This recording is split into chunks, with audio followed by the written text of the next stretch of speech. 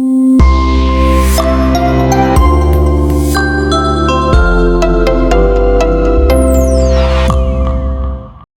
20 रुपए में मिलने वाली इस रेड बॉटल को एक मजदूर पीता है अपनी थकान मिटाने के लिए, तो वहीं एक कॉलेज स्टूडेंट नींद भगाने के लिए। कुछ लोग इसे गरीबों का रेड बुल कहते हैं, तो कोई छपरियों की ड्रिंक। जी हाँ, बात हो रही है स्टिंग एनर्जी ड्रिंक की, जो आज इंडियन मार्केट की किंग बन चुकी है। इसने तो रेड बुल जैसे प्रीमियम ब्रांड का भी ऑलमोस्ट खात्मा कर दिया है। लेकिन इतनी बदनाम होने के बाद भी स्टिंग इतना बड़ा नाम कैसे बना? ये ड्रिंक इतनी सस्ती क्यों है और क्या वाकई ये सेहत के लिए नुकसानदायक है? सब कुछ हम डिटेल में जानेंगे आज के इस वीडियो में।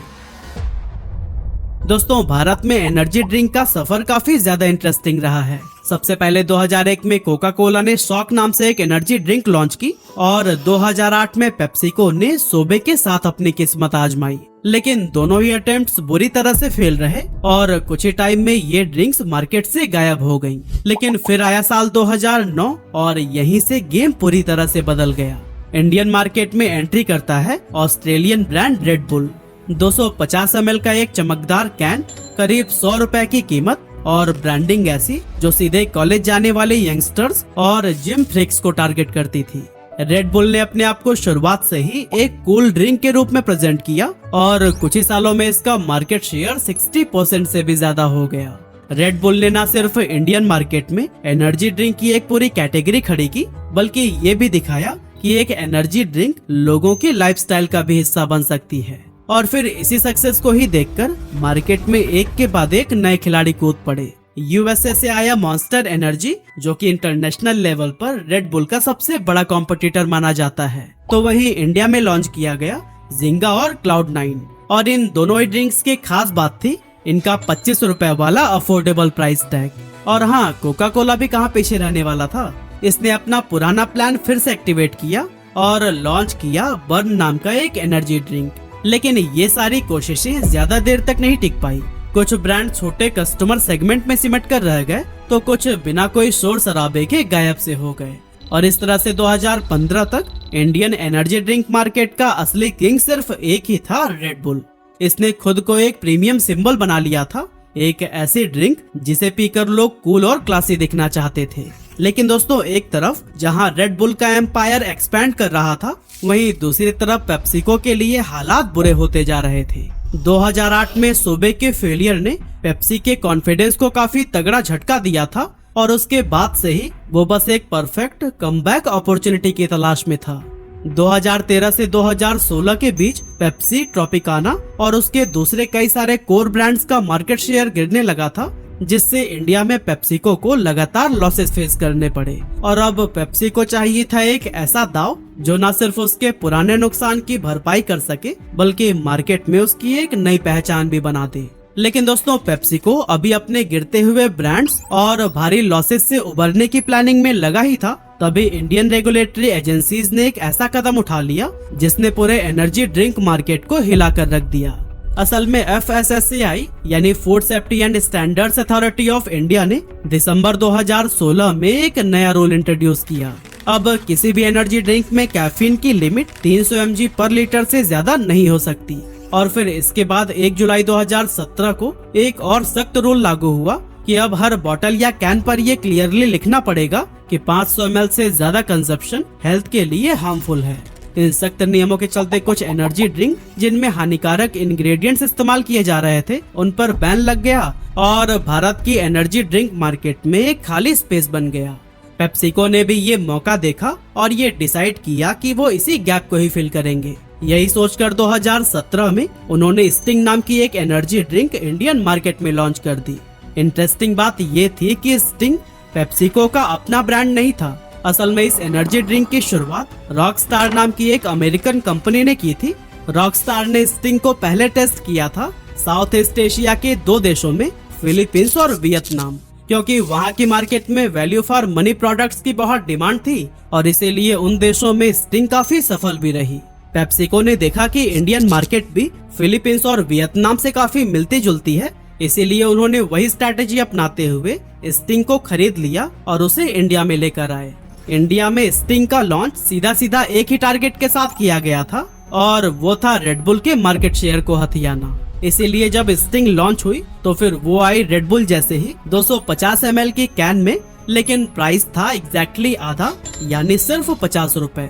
शुरुआत में पेप्सी को स्टिंग को एक प्योर एनर्जी ड्रिंक की जगह नॉर्मल सॉफ्ट ड्रिंक की तरह पोजीशन करना चाहता था, मतलब एक ऐसी ड्रिंक जो रेड बुल की तरह हाई स्टेटस का सिंबल ना रहे, बल्कि आम आदमी भी बिना सोचे समझे उसे कंज्यूम कर सके। लेकिन शुरुआती कुछ साल स्टिंग के लिए आसान नहीं थे, क्योंकि उस टाइम इंडिया में एनर्जी ड्रिंक एक निश प्रोडक्ट की तरह देखा जाता था, मतलब एक ऐसी ड्रिंक जो कि कभी कभी लोग शौक के तौर पर कंज्यूम करते थे। ऊपर से पेप्सिको ने इस ड्रिंक को लॉन्च करते टाइम कोई बड़ा सेलिब्रिटी कैंपेन या फिर हाई बजट टीवी एड्स भी नहीं चलाया था, बल्कि वो सिर्फ अपने मजबूत डिस्ट्रीब्यूशन नेटवर्क के दम पर बिना ज्यादा शोर शराबे के ही स्टिंग को मार्केट में लेकर आए थे। इसीलिए शुरुआत के लगभग 2 साल स्टिंग के लिए कुछ खास नहीं रहे, मगर फिर धीरे धीरे इसने अपनी जगह बनानी शुरू की, खासकर उन शहरों और कस्बों में जहां रेड बुल जैसे ड्रिंक्स की रीच कम थी।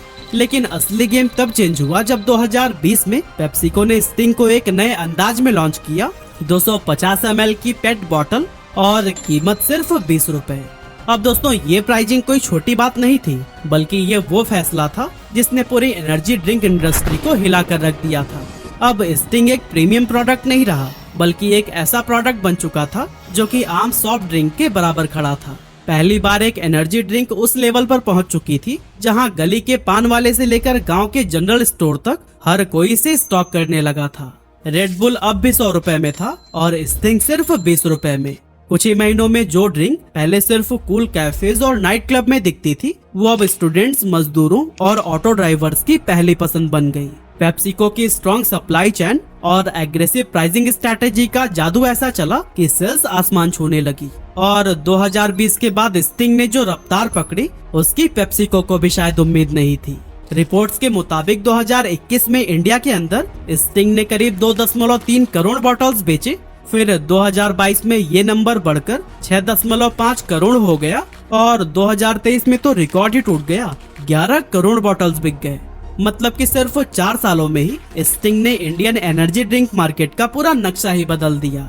2018 में जहां रेड बुल के पास 75% मार्केट शेयर होता था, 2023 तक स्टिंग अकेला 90% शेयर का किंग बन चुका था, जबकि रेड बुल का शेयर गिरकर सिर्फ 7% पर आ गया।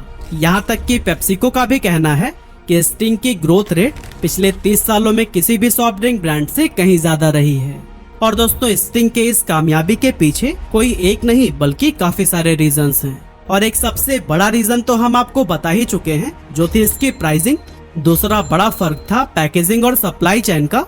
असल में रेड बुल सिर्फ एल्यूमिनियम कैन में मिलता था, जो कि बाहर से इंपोर्ट होता था, मतलब कि उसके हर एक कैन को इंडिया में लाने का कॉस्ट बहुत ज्यादा था। इसके अपोजिट स्टिंग को यहाँ इंडिया में ही मैन्युफैक्चर किया गया और पेप्सिको के बॉटलिंग पार्टनर वरुण बेवरेजेस का वेल ऑर्गेनाइज नेटवर्क इस ड्रिंक को देश के हर कोने तक काफी तेजी से पहुंचाने लगा। इसके अलावा पेट बॉटल यानी पॉलीथीन टेरिपिथालेट फॉर्मेट एक मास्टर स्ट्रोक बना, क्योंकि एक तो ये सस्ता था, ऊपर से कैरी करना भी काफी आसान। रिजल्ट ये हुआ कि 2022 तक स्टिंग 2 मिलियन से भी ज्यादा रिटेल स्टोर्स पर मिलने लगा।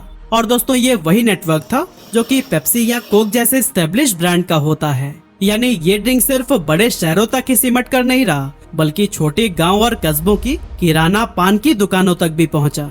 जबकि रेड बुल और मॉन्स्टर जैसे ब्रांड्स सिर्फ बड़े शहरों के हाई एंड स्टोर्स में मिलते थे। इसके अलावा मार्केटिंग के मामले में भी स्टिंग ने एक अलग स्ट्रैटेजी अपनाई, क्योंकि जहां रेड बुल अपने आप को फार्मूला 1 रेसिंग और महंगे ग्लोबल कैंपेन से कूल दिखाने में लगा रहा, वहीं स्टिंग ने शुरुआत में किसी बड़े सेलिब्रिटी ब्रांड एम्बेसडर का सहारा नहीं लिया। इसकी ब्रांडिंग एकदम प्योर देसी अंदाज में की गई, जिससे कि आम लोग भी रिलेट कर सके। लाल चमकदार बॉटल, कैंडी जैसा मीठा टेस्ट और एक सिंपल टैगलाइन, एनर्जी बोले तो स्टिंग। यही वजह थी कि 2019 से 2021 के बीच स्टिंग बिना किसी बड़े सेलिब्रिटी प्रमोशन के भी वायरल होता चला गया और लोग इसके टेस्ट और इंस्टेंट एनर्जी इफेक्ट के बारे में सोशल मीडिया पर भी बात करने लगे। लेकिन फिर इसके बाद पेप्सिको ने स्टिंग की रीच को नेक्स्ट लेवल पर ले जाने के लिए अपना मार्केटिंग स्किल बढ़ाया और बॉलीवुड एक्टर अक्षय कुमार को ब्रांड एम्बेसडर बना लिया। अब स्टिंग की रीच सिर्फ दुकानों पर नहीं, बल्कि टीवी स्क्रीन्स और थिएटर्स तक फैलने लगी। साथ ही पेप्सिको ने कुछ अलग टाइप के कैंपेन्स भी लॉन्च किए और इसका एक एग्जाम्पल था 2024 का डार्ट कैंपेन, जो कि एक शॉर्ट थ्रिल मूवी की तरह डिजाइन किया गया था। इस एड को पूरे देश के पीवीआर सिनेमाज में 2 मिनट की एक छोटी सी मूवी के रूप में दिखाया गया। 133 सेकंड के इस एड में एक इंटरेस्टिंग कहानी दिखाई गई, जिसमें एक सिक्योरिटी गार्ड स्टिंग पीकर एनर्जी से भर जाता है और एक स्नाइपर की साजिश को नाकाम कर देता है, जिससे एक इंडस्ट्री टाइकून की जान बच जाती है। लेकिन दोस्तों, जैसे जैसे स्टिंग की पॉपुलैरिटी बढ़ी, वैसे इसके चारों तरफ कुछ परसेप्शंस भी बनने लगे, जैसे कि इसकी कम कीमत की वजह से काफी सारे लोग इसे गरीबों का रेड बुल कहने लगे। साथ ही बहुत सारे लोगों ने इसे छपरियों की एनर्जी ड्रिंक का भी नाम दिया। अब दोस्तों, इसके पीछे एक हार्श लेकिन असल सच था कि स्टिंग के सबसे बड़े खरीदार वो दिहाड़ी मजदूरी करने वाले लोग बने, जो कि हर रोज जी तोड़ मेहनत वाला काम करते हैं। थकान से टूटा हुआ मजदूर, दिन भर रोड पर रिक्शा खींचने वाला या फिर एक कंस्ट्रक्शन वर्कर, ये लोग स्टिंग इसलिए पीते हैं क्योंकि इससे इन्हें सस्ते में वो इंस्टेंट एनर्जी मिलती है, जो कि इनके काम में बहुत हेल्प करती है। लेकिन फिर दोस्तों, इसके बाद से पढ़े लिखे तबके के बहुत सारे शहरी लोग अब स्टिंग पीने में शर्म महसूस करने लगे। सोचिए, एक ड्रिंक जो एनर्जी के लिए बनी थी, उसे क्लास और सोशल इमेज के तराजू में तौला जाने लगा। लेकिन सच्चाई ये भी है कि इंडिया की मेजोरिटी पॉपुलेशन उन्हीं लोगों से ही बनी है जो कि स्टिंग को रोज कंज्यूम करते हैं, बिना किसी ब्रांड परसेप्शन के, सिर्फ अपनी जिंदगी की थकान मिटाने के लिए। और यही वजह है कि इन सोशल स्टीरियोटाइप के बावजूद स्टिंग की ग्रोथ कभी नहीं रुकी। इसके अलावा बहुत सारे लोगों के मन में स्टिंग को लेकर कुछ हेल्थ कॉन्सर्न्स भी हैं और लोग इसे लाल रंग वाला जहर, लत लगाने वाला नशा और ना जाने क्या क्या कहते हैं। पर इन सभी बातों के पीछे सच्चाई क्या है? क्या स्टिंग वाकई दूसरे एनर्जी ड्रिंक से ज्यादा नुकसानदायक है? आइए इसको समझने की कोशिश करते हैं। वैसे आगे बढ़ने से पहले मैं आपको एक डिस्क्लेमर देना चाहता हूँ कि जो भी इन्फॉर्मेशन मैं आपको शेयर करने वाला हूँ वो पूरी तरह इंटरनेट पर की गई रिसर्च पर बेस्ड है और मैं किसी भी ड्रिंक को पीने के लिए आपको प्रमोट या इनकरेज नहीं कर रहा हूँ। सबसे पहले बात करते हैं स्टिंग के लाल रंग की, जिसके चलते लोग इसकी तुलना जहर से कर देते हैं। लेकिन हकीकत ये है कि इसका ये चटक लाल रंग एलुरा रेड एसी जैसे फूड कलर से आता है, जो कि भारत में FSSAI अप्रूव्ड है। हाँ, ज्यादा मात्रा में ये भी शरीर पर बुरा असर डाल सकता है, लेकिन वो तब होगा जब आप लंबे समय तक हर रोज 2-3 बॉटल्स पी रहे हों। इसके अलावा स्टिंग के लिए लोगों में एक परसेप्शन ये भी बहुत कॉमन है कि इससे दिल कमजोर होता है और हार्ट अटैक हो सकता है, क्योंकि कुछ लोगों को स्टिंग पीने के बाद से हार्ट रेट बढ़ने की प्रॉब्लम होती है। लेकिन असल हकीकत ये है कि ऐसा कैफीन की वजह से होता है, जो कि हर एनर्जी ड्रिंक का एक कॉमन इंग्रेडिएंट है। मतलब कैफीन सिर्फ स्टिंग में नहीं, बल्कि बाजार में मिलने वाली हर एनर्जी ड्रिंक में होता है और इससे हार्ट रेट भी सबका नहीं बढ़ता, बल्कि सिर्फ उन लोगों का बढ़ता है जो पहले से हार्ट पेशेंट हैं या फिर जिन्हें एंजाइटी की दिक्कत है। अगर स्टिंग की बात करें तो उसकी एक 250 ml की बोतल में लगभग 72 mg कैफीन होता है और ये क्वांटिटी एक नॉर्मल कप कॉफी से लगभग 1.5 गुना ज्यादा है। इसी तरह से रेड बुल के 250 ml के कैन में करीब 80 mg कैफीन होता है। मतलब कैफीन के मामले में स्टिंग और red bull almost same level पर हैं। लेकिन बात जब चीनी की होती है तो यहाँ पर एक बड़ा डिफरेंस सामने आता है। स्टिंग में 6.8 ग्राम पर 100 ml चीनी होती है, जबकि रेड बुल में ये क्वांटिटी 11 ग्राम पर 100 ml तक पहुँच जाती है। यानी सर्विंग साइज के हिसाब से स्टिंग में दूसरे पॉपुलर एनर्जी ड्रिंक से कम शुगर है। और रही बात लत लगने की, तो ऐसा शुगर और कैफीन के मिक्सचर की वजह से होता है। असल में स्टिंग पीने के बाद लोगों को शॉर्ट टर्म के लिए एनर्जी का एक बूस्ट मिलता है, जिससे उन्हें एक गुड फीलिंग आती है और इसी फीलिंग को ही बार बार महसूस करने के लिए लोग इसे रेगुलरली पीने लगते हैं। और दोस्तों, अगर स्टिंग या फिर किसी भी एनर्जी ड्रिंक का ओवर कंजप्शन किया जाए तो इसके बहुत सारे साइड इफेक्ट्स भी सामने आ सकते हैं, जैसे नींद उड़ जाना, हार्ट रेट का अचानक बढ़ जाना या फिर ब्लड प्रेशर का स्पाइक। और इसीलिए बच्चों और प्रेग्नेंट महिलाओं के लिए ये ड्रिंक साफ तौर पर मना किए गए हैं। लेकिन दोस्तों, अब सवाल उठता है कि आज के दौर पर स्टिंग खड़ा कहाँ है और इसका फ्यूचर क्या है।